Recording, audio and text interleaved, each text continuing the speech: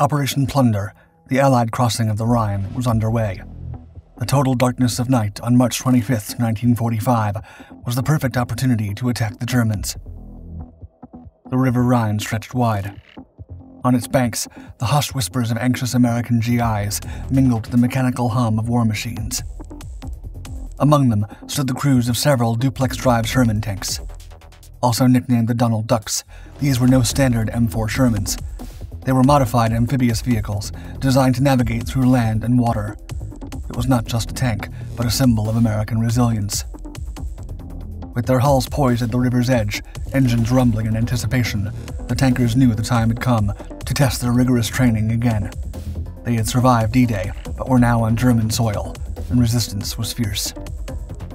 Still, they trusted their Duplex Drive Shermans, equipped with flotation screens and propellers, to cross the river. Tension hung thick as the tanks prepared to plunge into the murky waters with its modified boat-like hull.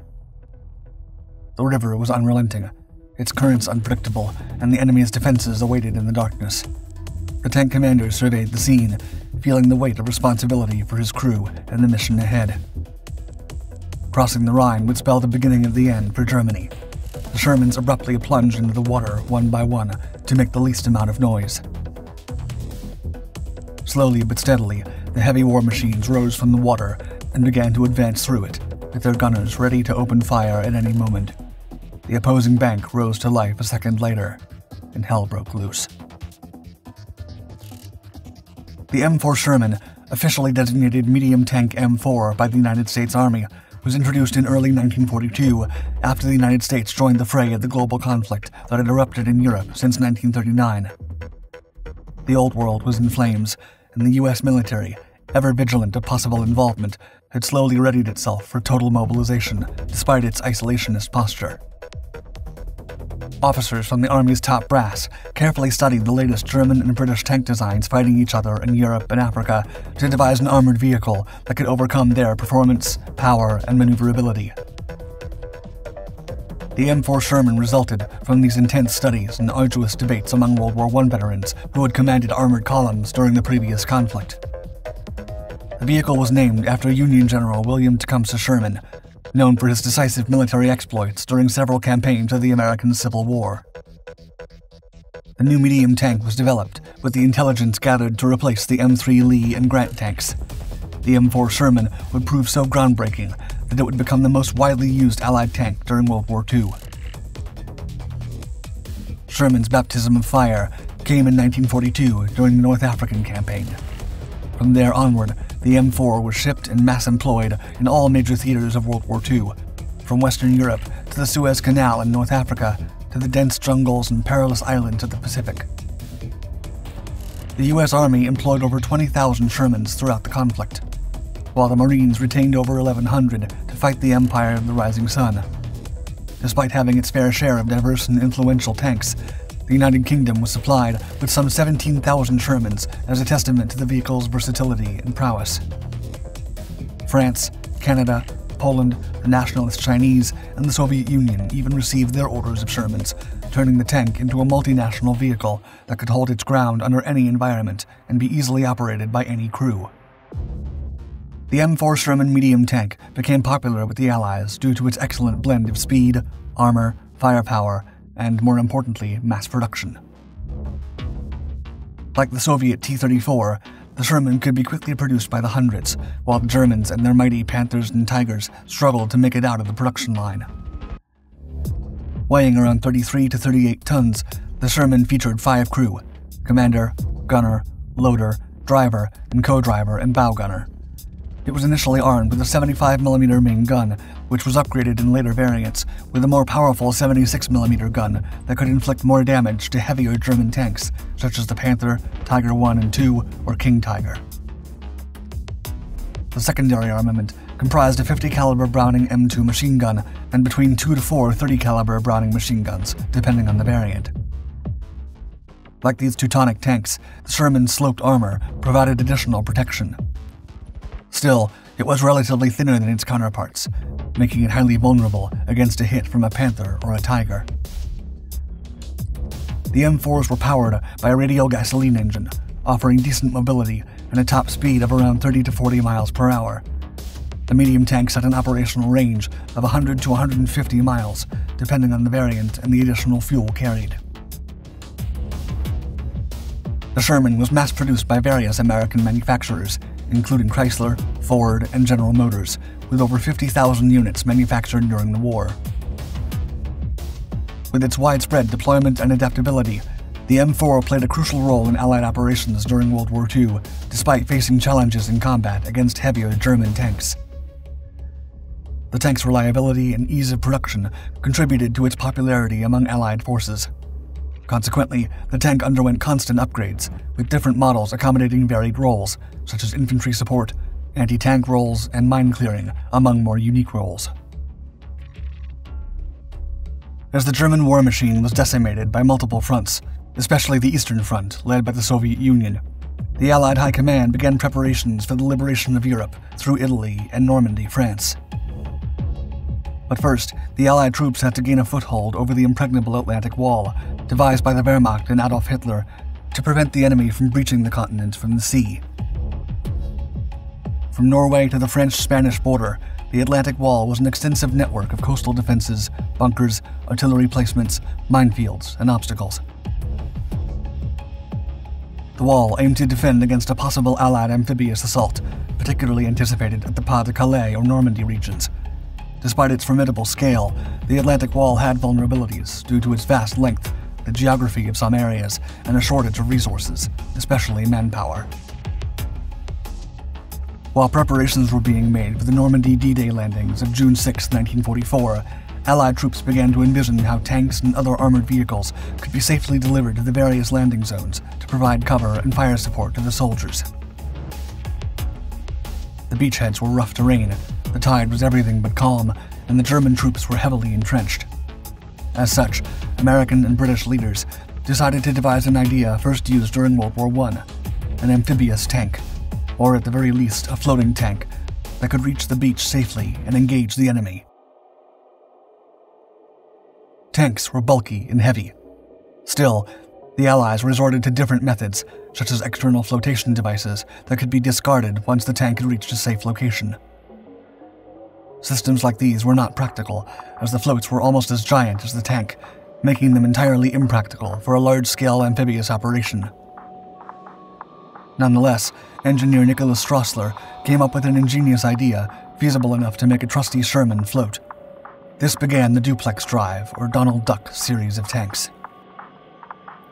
Stroessler devised the idea in 1941, but it finally came in handy for the imminent Operation Overlord. His idea was a flotation screen, a waterproof canvas device that covered the top half of tanks, creating a canvas hull and improving freeboard. The first trial of a duplex drive tank, which originated as a front to protect the amphibious tank during its development, was conducted in June 1941 at the Brent Reservoir in London, using a Tetrarch light tank. The trials expanded to Portsmouth Harbour with a duplex drive Valentine tank prototype in May 1942, but it sank during a machine gun fire test. Despite the setback, permission was granted in June 1942 to produce 450 Valentine duplex drives. The Sherman tank proved more suitable for the screen than the Valentine, and by April 1943, the duplex drive screen was adapted for the Sherman. The Sherman's ability to move in water with its gun forward made it more favorable, while the Valentine was considered an older and inferior design. For D-Day, the UK manufactured 247 Valentine duplex drives and 693 Sherman duplex drives in preparation for the different beachheads the Allied troops had to capture. Soon, all these improvised tank designs became known by the tankers and infantry as Donald Duck tanks, after the famous cartoon character created by the Walt Disney Company. The British Valentine Donald Ducks were primarily used for crew training in the US, British, and Canadian forces. On the Norfolk and Suffolk border, Fritton Lake served as the training ground for crews to learn tank waterproofing, maintenance, launching from mock LCT ramps, and navigating around the lake. After initial training, crews moved to Stokes Bay in Hampshire for 3 weeks of intensive training, involving loading Donald Ducks onto landing craft and launching into the Solent. During Operation Smash at Studland Bay on April 4, 1944, the Valentine Donald Ducks faced challenges due to harsh weather conditions, leading to the loss of 6 tanks and 6 crew members. Still, training continued for the Normandy landings. The Donald Duck Shermans had to be modified for their amphibious use. The hull was modified, with a boat-like structure added around the existing hull lines. The lower hull was also sealed, and a collapsing wading screen and floating system were added. The system featured 36 air-filled rubber tubes that provided the necessary buoyancy. When not in use, the flotation screen was put around the edges of the tank, so the Sherman could operate normally for combat operation. The screen rose just above the turret roofline to prevent seawater from passing over the top and sinking the Sherman. Raising the flotation system took 15 minutes, collapsing quickly upon reaching the shore. Considered expendable, crews often discarded it after reaching land, yet some units retained the equipment for use in multiple amphibious operations. Propulsion came from propeller units, fitted on the lower rear hull of the tank, and could be steered. The challenge of transmitting power to the propellers, due to the Sherman's transmission configuration, was resolved using sprocket wheels at the tank's rear, conveying power to the propellers through the tank's tracks. The Duplex Drive Shermans achieved speeds of up to 4 knots in water, with both the commander and driver capable of steering, employing a hydraulic system and a tiller respectively from different locations within the tank. Most Donald Duck tanks saw combat during Operation Overlord, the invasion of Normandy, Operation Dragoon, the invasion of southern France, and Operation Plunder, the crossing of the Rhine in March 1945. During the D-Day landings, Donald Duck Shermans, equipped by American, British, and Canadian forces, played a pivotal role across the invasion beaches. Their deployment varied across the different invasion areas. At Sword Beach, the eastern end of Normandy, Donald Duck tanks operated effectively due to calmer seas. Despite one tank being unable to launch and another sinking after an LCT collision, they successfully navigated through the waters. At Gold Beach, rougher seas led to some challenges, with Nottinghamshire yeomanry tanks encountering difficulties en route and others landing after Sherman crab tanks had neutralized German strongholds. At Juno Beach, 21 out of 29 tanks reached the beach, while the 8th Canadian Brigade faced rougher seas and heavy initial casualties without Donald Duck tanks, which failed to reach the beach in time. The tougher landings occurred at Utah Beach. The 70th Tank Battalion's Donald Ducks lost 4 tanks during the landing. Confusion erupted due to smokescreens deployed to cover the troops from accurate German fire. The Americans who landed at Omaha Beach suffered greatly.